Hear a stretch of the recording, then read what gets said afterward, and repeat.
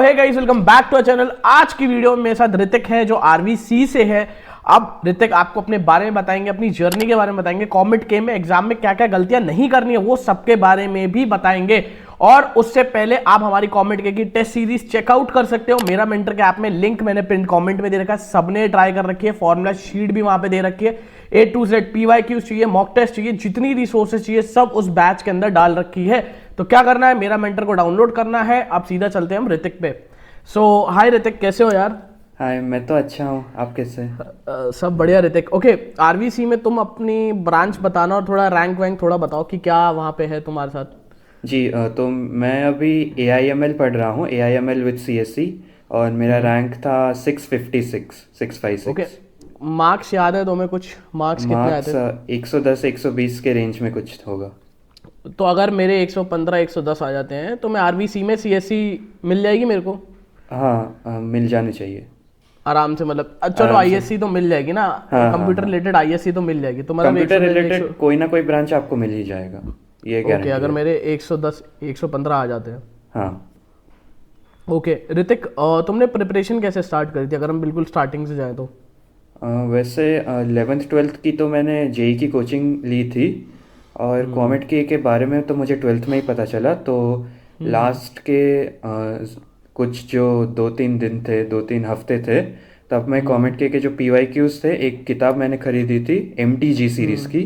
Comet के chapter wise PYQs, तो मैं उससे ही सॉल्व करता था। उससे ही मेरा अच्छा खासा रैंक आ गया। उससे ही आ गया। और आप जेई हाँ की तैयारी कर रहे थे उसके साथ हाँ साथ? हाँ बट मैंने कई बच्चों को देखा है कि एमटीजी में भी लिमिटेड क्वेश्चंस वहाँ पे आते हैं चैप्टर वाइज, मतलब हाँ 10-15 होते हाँ, हैं, वो दस थोड़े पंद्रह लिमिटेड होता होते है। हैं।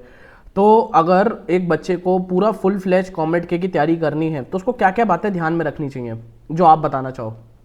एक तो बात ध्यान रखनी चाहिए कि सारे चैप्टर से कीजिए, क्योंकि इसमें जेई के जैसा नहीं होता है। इजी क्वेश्चंस आता है, इजी टू मॉडरेट। तो आप सारे चैप्टर्स का ही एक थोड़ा एटलीस्ट जिस्ट आपको जानना होना चाहिए कि इस चैप्टर में ये कॉन्सेप्ट है, तो अगर बाय चांस क्वेश्चन आ जाए तो आप सॉल्व कर सके। तो ये एक बात ओके। है। और प्रैक्टिस तो ज़रूर करना चाहिए। और स्पीड और एक्यूरेसी, ये दो बहुत इंपॉर्टेंट चीज़ें हैं, क्योंकि आपको 60 क्वेश्चन 60 मिनट्स ऐसा मिलता है एक सब्जेक्ट के लिए। तो स्पीड की बहुत ज़रूरत है और एक्यूरेसी भी चाहिए, ओके, ताकि सही ज़्यादा एक्यूरेसी हो। भी। हाँ, तो एक्यूरेसी भी चाहिए। तो यार ऋतिक, अगर मैं बात करूँ यहाँ पे एक्यूरेसी की, तो एक्यूरेसी, स्पीड और टाइम मैनेजमेंट जो भी हम बात कर रहे हैं, ये कैसे बन पाती एक बच्चे की? अगर मैंने चलो जस्ट मतलब पूरा चैप्टर का थोड़ा ऊपर हाँ, ऊपर से पढ़ लिया तो स्पीड एक्यूरेसी कैसे बनेगी मेरी?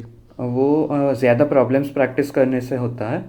और आप मॉक टेस्ट दीजिए। और एक इम्पॉर्टेंट चीज़ है, आप टाइम जो है टाइम टेस्ट दीजिए, वो आपके लिए बहुत इम्पोर्टेंट होगा।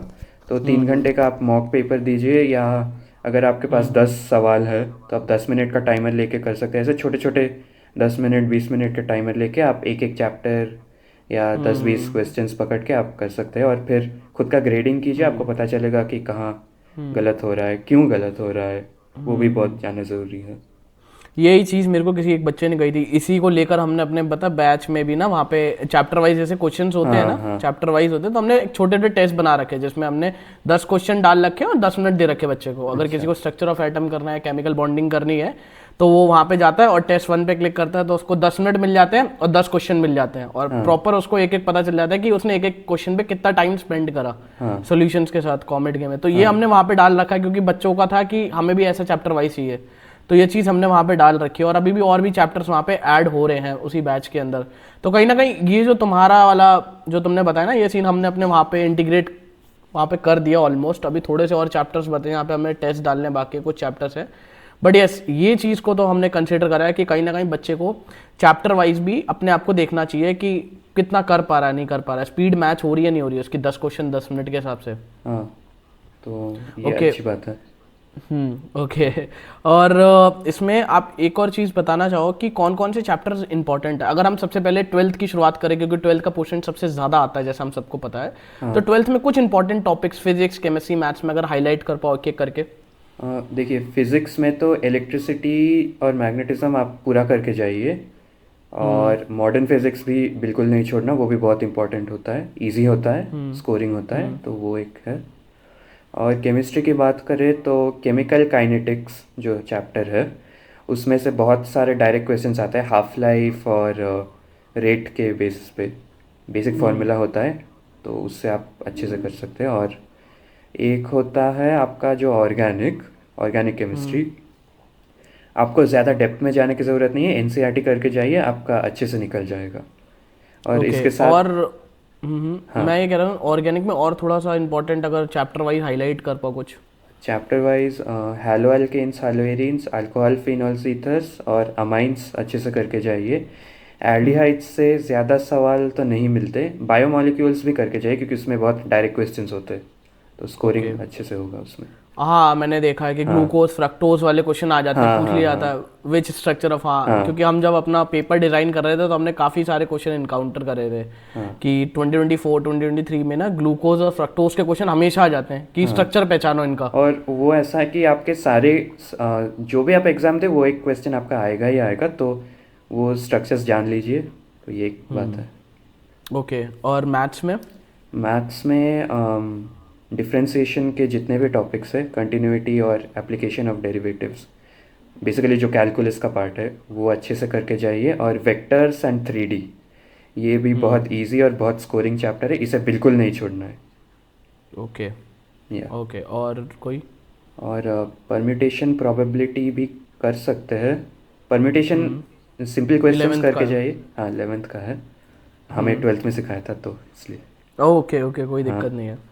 तो उसमें जो सिंपल क्वेश्चंस है जैसे कि वर्ड का रैंक या अरेंजिंग पीपल इन ग्रुप्स, वो सब सवाल तो वो डायरेक्ट आ जाते हैं, ओके तो वहाँ से भी क्वेश्चंस आ वहाँ से आ जाते जाते हैं। हैं। Okay and inverse trigonometry, matrix determinants, इनमें से इनमें से आता है, उतना ज़्यादा नहीं आता।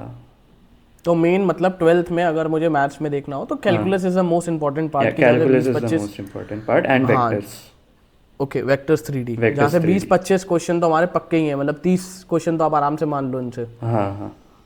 ओके जैसे हमने अभी चैप्टर्स की बात करी 12th के चैप्टर्स की, थोड़े से 11th में अगर हम यहाँ पे आए, 11th का कम आता है सिलेबस, बट ऐसे चैप्टर्स बताना जो ईजी हैं और जो बच्चा मतलब 1 या 2 दिन के अंदर प्रिपेयर कर सकता है, मैथ्स फिजिक्स केमिस्ट्री के अंदर जो जो तुम्हें याद आ रहे हैं, जिनके क्वेश्चन तुमने पेपर के अंदर देखे हैं। आपके केमिस्ट्री में इक्विलिब्रियम है, इक्विलिब्रियम मुश्किल चैप्टर होता है सब बोलते हैं, पर उसमें जो थियरी के कॉन्सेप्ट्स है जैसे कि ब्रॉन्स्टेड एसिड या लॉरी एसिड या दैट कॉन्सेप्ट, तो उससे बहुत सवाल मेरे आए थे कि H3O+ दिया है, ये कौन से टाइप का एसिड है, कौन से टाइप का बेस है, वो सब क्वेश्चंस। और केमिकल बॉन्डिंग पढ़ के जाइए, वो उससे आपके बहुत सारे स्ट्रक्चर के क्वेश्चन आते हैं, आपको स्ट्रक्चर देंगे और बोलेंगे कि हाइब्रिडाइजेशन आइडेंटिफाई करो या लोन पेयर्स आइडेंटिफाई करो, वैसे सवाल। और ये केमिस्ट्री का हो गया मेन। जीओसी से भी आपका वो जो अरेंज करना होता है ना, एसिडिटी या बेसिसिटी, उससे सवाल आते हैं, इजी होता है वो वाला। और केमिस्ट्री में ज़्यादा इम्पोर्टेंट यही टॉपिक्स है, मूल कॉन्सेप्ट का भी अगर आपको समय मिले तो कर लीजिए। ओके और इतना ही है आई थिंक। फिज़िक्स में काइनेमैटिक्स जो है, projectile motion, straight line motion, वो अच्छे से करके जाइए, उसमें से आपको बहुत क्वेश्चंस मिलेंगे। और वर्क पर एनर्जी, NLM, वो सब भी बेसिक क्वेश्चंस जानना ज़रूरी है। रोटेशन में भी जो बेसिक फॉर्मूले होते हैं और जैसे मोमेंट ऑफ इनर्शिया, वो सब उस पर बहुत डायरेक्ट क्वेश्चंस आ जाते हैं, तो ऐसा नहीं है कि रोटेशन पूरा छोड़ दीजिए, अगर समय मिला तो एटलीस्ट आपका एक जो बेसिक फार्मूला है वो पता होना चाहिए। और थर्मोडायनामिक्स भी करके जा सकते हैं, उससे भी अच्छा खासा नंबर मिल जाता है। और मैथ्स में ज्योमेट्री करके जाइए, straight lines very important, trigonometry और कॉनिक सेक्शन में बस फॉर्मूले जानना ज़रूरी है। Okay got it. इसी के लिए हमने पता अपने बैच में ना फॉर्मूला शीट भी बना रखी है कि मतलब क्योंकि हमें पता है कि formulas are the most important part in COMEDK. तुम्हारी इसमें क्या रिव्यू है कि मतलब फॉर्मूला बेस कितने क्वेश्चन आते हैं, कॉन्सेप्ट बेस कितने क्वेश्चन आते हैं? ज़्यादातर 70-80% फार्मूला बेस्ड ही आपका आ जाता है, और वन लाइनर होते हैं वो सब। तो फार्मूला पता है, लगा दिया, आंसर आ गया, ऐसा है। कॉन्सेप्ट बेस बहुत ही कम, शायद मतलब 20% हम कह सकते हैं, 20% कह सकते हैं। तो मतलब 80% यहाँ पे आपके फॉर्मूला बेस आते हैं, 20% यहाँ पे आपके कॉन्सेप्ट बेस आता है, तो इसलिए फॉर्मूला शीट जो हमने भी वहाँ पे बना के दे रखी है, फॉर्मूलाज अच्छे से करके जाना, चाहे खुद बनाओ चाहे कहीं से भी लो, बट फॉर्मूला तुम्हें आने चाहिए, मतलब वहाँ पे तुम वो फॉर्मूला आने ड्राइव चाहिए। करने नहीं बैठोगे। हाँ हाँ, और ये आपको कहीं ना समय भी कहीं, नहीं मिलेगा, आपके पास 1 मिनट है इस सवाल के लिए। हाँ भाई समय कहाँ से हाँ लाओगे भाई तुम। हाँ, वो भी भाई है। 1 मिनट है, 30 सेकंड है। अच्छा हाँ, 11th की मैथ्स को हम हाईलाइट कर रहे थे, 11th की मैथ्स में। हाँ, 11th की मैथ्स में स्ट्रेट लाइंस बहुत इंपॉर्टेंट है। उसमें जो छोटे छोटे फॉर्मूले होते हैं स्ट्रेट लाइंस में, जो तुक्का लगाने और समय बचाने के लिए जो यूज़ करते हैं, वो सब थोड़ा अच्छे से जानना ज़रूरी है। जैसे कि आपको लाइन का इक्वेशन दे दे ax+by+c, तो उसमें से आप डायरेक्टली स्लोप निकाल सकते हैं एज -b/a। तो उसमें आपको वो समय नहीं लगेगा कि y=mx+c में रीअरेंज करे। तो वो सब जो छोटे छोटे फॉर्मूले हैं वो सब थोड़ा नोटिस करना ज़रूरी है। गॉट द पॉइंट, ठीक है। तो ये हमने यहाँ पे थोड़ा सा सिलेबस का ओवरव्यू ले लिया कि कहाँ कहाँ से क्वेश्चंस वगैरह आ रहे हैं। हाँ ओके, गॉट द पॉइंट। अब हम यहाँ पे आते हैं कि जैसे फरवरी आ रहा है, मार्च आ रहा है, अप्रैल मई में होता है पेपर। हमारे पास 2 से 3 महीने हैं। जो बच्चे जेई मेंस देते हैं, साथ साथ कॉमेट के करते हैं, कुछ बच्चे कॉमेट के की तैयारी करते हैं, तो जो 2 से 3 महीने बचे हैं, उन बच्चों के लिए आपको क्या एडवाइस देना चाहो, उन बच्चों के लिए जिनके पास 2 से 3 महीने बचे और वो तैयारी करना स्टार्ट कर रहे हैं अभी। जो अभी तैयारी करना स्टार्ट कर रहे हैं, एक तो मैं उन्हें बताऊंगा कि आप जो रिवीजन कर रहे हैं, जो चैप्टर्स अभी आपका कोई डाउट है, कोई कॉन्सेप्ट समझ नहीं आया, तो अभी समय है, टीचर के पास जाइए, कॉन्सेप्ट अच्छे से क्लियर कर लीजिए और सवाल ज़्यादा प्रैक्टिस कीजिए उस पर। अभी तो शायद बच्चों के बोर्ड्स भी आएंगे ना, तो उसमें भी उन्हें थोड़ा समय लगेगा। तो बोर्ड्स में शायद 2 हफ्ते उन्हें लगेगा पढ़ने के लिए। तो उस अभी तो जेई मेंस और बोर्ड्स के बीच में शायद 5-10 दिन गैप होगा। उसमें आप जम के पढ़ाई कीजिए, जो भी कॉन्सेप्ट्स है अच्छे से क्लियर कर लीजिए और मॉक पेपर्स सॉल्व कीजिए, पीवाईक्यू सॉल्व कीजिए। जो भी डाउट्स है इस 10-20 दिन के गैप में टीचर से अच्छे से पूछ लीजिए, ताकि बाद में रिवीजन के टाइम कोई डाउट ना हो। ये एक बात है। और आपके बोर्ड्स ख़त्म होने के बाद तो आपका जेई मेंस अप्रैल होगा, तो वो तो अप्रैल के 10 तारीख के अंदर ख़त्म हो जाता है, 10-20 तारीख। उसके बाद तो एक उसके महीना बाद है, उसमें आप जम के तैयारी कीजिए, पीवाईक्यूज़ प्रैक्टिस कीजिए। कोई बैकलॉग्स उस समय क्लियर करना नहीं चाहिए। तो आप बस पेपर्स दीजिए और पीवाईक्यूज़ कीजिए, इतना ही होगा। कोई नए चैप्टर ना पढ़े, जो पुराने कोई बेसिक नई चैप्टर्स चैप्टर हैं ना उन, पढ़े। हाँ, हाँ जो जो स्ट्रांग है पुराने आ उसे गए। और स्ट्रांग कीजिए। ओके, और कोई और चीज़ बोलना चाहो, एक्स्ट्रा कुछ ऐड करना चाहो। एक्स्ट्रा कुछ एनसीईआरटी पढ़िए, अच्छे से पढ़ाई कीजिए, प्रैक्टिस कीजिए ज़्यादा, आपके अपने आप ही नंबर आ जाएंगे। एग्ज़ाम हॉल में एकदम स्ट्रेस नहीं लेना है, और जब भी आप प्रैक्टिस करें एक टाइमर लगा के प्रैक्टिस करें, ताकि क्वेश्चंस और एक्यूरेसी आपकी उस समय इम्प्रूव होती जाए। आप जितना टाइमर लेके प्रैक्टिस करेंगे, आपकी जो एग्ज़ाम में स्ट्रेस होता है टाइम कम होने से, वो सब एग्ज़ाम हॉल में नहीं होगा और आप उससे ज़्यादा यूज्ड टू हो जाएंगे। तो एग्ज़ाम हॉल में अगर बाई चांस समय कम हुआ या किसी तरह की कोई प्रॉब्लम हो गया, जैसा कि मेरे एग्ज़ाम हॉल में क्या हुआ था कि पावर चली गई थी और सारे कंप्यूटर बंद हो गए, तो उस समय आपको ऐसा डर नहीं होना चाहिए। तो मैंने वो प्रैक्टिस करके रखा था, तो थोड़ा दिमाग ठंडा ही रखा था, तो वो तो एक एक्स्ट्रा इम्पोर्टेंट बात टाइम है। दिया उनने, जो पावर कट हुई थी उसका हाँ हाँ, एक्स्ट्रा टाइम दिया मिला दिया आपको। दिया दिया दिया, वो दिया था, ओके, वो बट देते ये है थे। ना कि अपने को किसी क्वेश्चन में अटक गए तो उसके लिए एक्स्ट्रा टाइम मिल गया, वो पावर कट में कि 5-10 मिनट मिल गए, चल यार इसके लिए सोच लेता हूँ। हाँ, वो ये वो बढ़िया तो चीज़ है। था, एक था। हाँ ठीक है, तो ये इन्होंने अपना एक्सपीरियंस बताया। कुछ बच्चों को एक और दो एडवाइस देना चाहो कि पेपर से कुछ 10 दिन पहले या 1-2 दिन पहले क्या उनको चीज़ें कर लेनी चाहिए, जिससे उनके मतलब 5 से 10 नंबर और बढ़ जाए और लास्ट पेपर, मोमेंट। हाँ, तो लास्ट मोमेंट में एक तो आप अपने स्ट्रेंथ्स और वीकनेसेस तो आपको पता ही होंगे कि किन चैप्टर्स में अच्छा है, किन चैप्टर्स में अच्छा नहीं है। आप एक काम कर सकते हैं, सारे चैप्टर्स का ऊपर ऊपर से एक बार देख सकते हैं, रिवीजन कीजिए, अपने फ्लो चार्ट्स बनाइए या नोट्स बनाइए। 10 दिनों में बनाना नहीं है, ऑलरेडी बना होना चाहिए तब तक। तो उन्हें बस पढ़ते जाइए, ताकि एग्ज़ाम के दिन सब फॉर्मूलेज याद हो और कोई क्वेश्चन, नया क्वेश्चन आए तो आप सॉल्व कर सकें, एटलीस्ट तुक्का मारने जितना होना चाहिए आपके पास नॉलेज। तो यही एक बात गॉट है। It, got it. Revise, just keep revising. मतलब रिवीजन करना है, फॉर्मूला शीट लगानी है, मॉक टेस्ट, PYQs, ये 4-5 चीज़ों में सबसे ज़्यादा फोकस करना है। और जितने हो सके 11th के थोड़े इजी टॉपिक्स पकड़ लो जहाँ से तुम्हारा बेसिक हो पाए। और 12th का तो कोई टॉपिक हम छोड़े ना तो बेटर रहेगा, ताकि क्योंकि 12th आपकी 70% से ज़्यादा आती है, तो 12th ना छोड़े तो बेटर है ना। ओके, कॉमेट के में जो ये पैटर्न है हमारा 180 मिनट 180 क्वेश्चंस और 3 घंटे, जो भी ये पैटर्न है, इसमें जैसे हमें नेगेटिव मार्किंग नहीं होती, तो बच्चे तुक्का लगाए नहीं लगाए यहाँ पे? ज़रूर लगाए, नहीं तुक्का है तो लगा ही दे, क्योंकि अच्छा, तूने कितनी बार तुक्का, अलग तूने कितने तुक्के लगाए थे? मैं ज़्यादा तुक्के लगाता नहीं हूँ। लास्ट के 5-10 सवाल में मैंने लगाए थे, उसकी वजह से मेरा थोड़ा छूट गया था। मतलब तेरा भी छूटा है? हाँ, भाई मैंने जितने अरे यार, मतलब मैंने लास्ट टाइम जिनसे भी बात करी है उनके भी कहीं ना कहीं मैथ्स में 10 से 15 क्वेश्चन छूटे ही छूटे हैं, मतलब वो देख भी नहीं पाए उनको। हाँ, मेरा भी ऐसा ही हुआ। अच्छा, छूट गया। हाँ, ओके, मतलब प्रैक्टिस करनी है भाई, प्रैक्टिस करनी है, वो स्पीड टॉपरों का के होता छूट है। रहे हैं। Okay, but physics chemistry cover कर ली थी, मैथ्स फिजिक्स केमिस्ट्री हो गया था, मैथ्स के बस लास्ट 10-15 जैसे आप बोल रहे थे वैसे ही थोड़े छूट गए। ओके, तो उनको देख पाया नहीं देख पाया, मतलब बिल्कुल थोड़ा थोड़ा देख पाया, पूरे नहीं देख पाया। पूरे नहीं देख पाया। हाँ। और तुक्के जितने हो सके कम लगाएं या ज़्यादा लगाएं? What you will advise in that, की तेरी क्या एडवाइस है इसमें?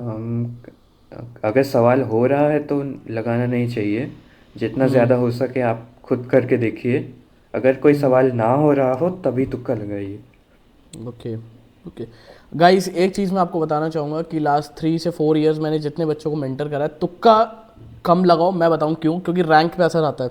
सपोज करो आप दोनों के मार्क्स सेम है, तो उसमें ये देखा जाता है सेकंड क्राइटेरिया कि किसने सबसे ज़्यादा गलत करे हैं। और अगर तुम्हारे तुक्के मारे हुए ज़्यादा हैं और तुम्हारी गलतियाँ उस तुक्के में ज़्यादा आ गई, तो आपकी रैंक नीचे कर दी जाएगी और उस बच्चे की रैंक ऊपर कर दी जाएगी जिसने कम गलत आंसर लगाए हैं। तो अगर आप तुक्का लगा रहे हो तो थोड़ा सा 50-50% श्योर होके लगाओ, नहीं तो जितना कम तुक्का लगाओगे उतने गलत आंसर आप कम दोगे वहाँ पे। और कभी कभार क्योंकि रैंक आपका यहाँ पे असर दिखता है, कई बच्चों की रैंक मैंने 1000-2000 से फ़र्क देखा है तुक्के वाले केस में।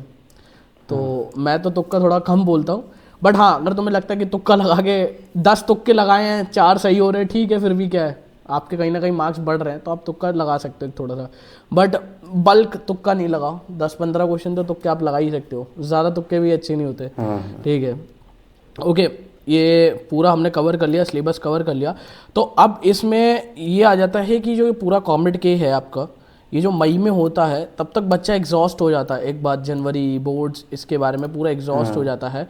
वो जो लास्ट का 1 महीना होता है, वो बच्चे को थोड़ा सा मोटिवेशन क्या आए, मतलब तेरा क्या मोटिवेशन था उस टाइम पे कि यार क्यों दे रहा हूँ मैं काइंड ऑफ, कि वो मोटिवेशन नहीं आया था?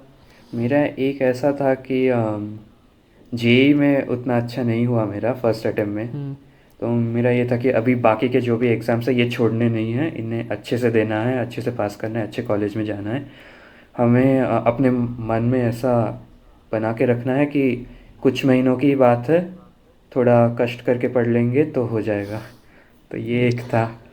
कहीं ना कहीं आप मान सकते हो कि कॉमेट के is like second best option after IIT JEE, क्योंकि बैंगलोर के कॉलेजेस यहाँ पे मिलते हैं जिनका एक्सपोजर काफ़ी अच्छा होता है। हाँ, एक तरह से बोल सकते हैं। ओके ओके ओके ऋतिक, हमने सारे क्वेश्चन पूछ लिए बिल्कुल चूज़ के। अगर तुम्हारे पास कोई क्वेश्चन है तो तुम मेरे को कमेंट बॉक्स में बता सकते हो, मैं ऋतिक से पूछ के तुम लोगों को बता दूंगा। और ऋतिक यार, थैंक यू आने के लिए। तो ज़रूर चेकआउट करना हमारा कॉमेट के का premier gold batch, link comment section में है, डाउनलोड कर लेना। ठीक है ऋतिक, थैंक यू। और मज़े करो यार, RVC बहुत अच्छा कॉलेज है, मैं देख कर आया था। मेरे को तो टाइम हो गया, बट मज़े आते हैं RVC में। हाँ, तो ज़्यादा स्ट्रिक्ट तो नहीं है कॉलेज? बोलते हैं नहीं, कॉलेज स्ट्रिक्ट नहीं है, वो लोग हल्के ही होते हैं। हल्के ही होते हैं, चलो बढ़िया है, बढ़िया है। Thank you Hrithik, thank you. मिलते हैं अगली वीडियो में। तुम लोगों ने चैनल सब्सक्राइब नहीं करा यार, 2 सेकंड लगते हैं, फ्री का बटन है यार, सब्सक्राइब कर दो। ऐसे और वीडियोस आने वाले चैनल पे, तो प्लीज सब्सक्राइब कर दो। मिलते हैं अगली वीडियो में, बाय।